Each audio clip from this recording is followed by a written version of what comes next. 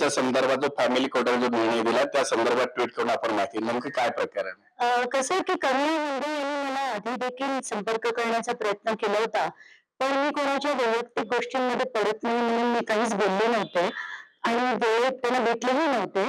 पण काल रात्री मला कोणीतरी ही ऑर्डर पाठवली आणि फोन देखील आला की बाबा त्यांना शेवटी न्याय मिळालाय.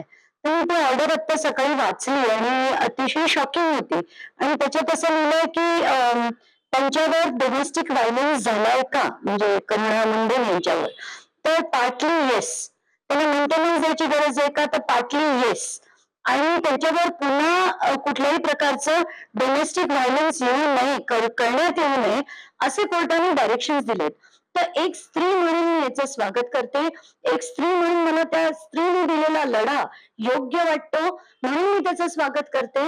आणि मला असं वाटतंय की आत्ताच्या घटनेला जे करुणा मुंडे इतके वर्ष म्हणत होत्या की त्या त्यांच्या पहिल्या पत्नी होत्या, हे देखील कोर्टाने आता मान्य केलंय.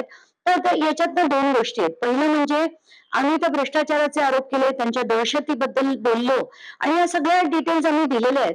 पण आताच्या घटनेला ह्या ज्या म्हणजे संतोष देशमुख या प्रकरणात किती मोठ्या प्रमाणावर दहशत झाली होती आणि धनंजय मुंडे यांच्या अतिशय जवळच्या माणसांनी, म्हणजे त्यांचा भाऊ म्हटलं तरी चालेल,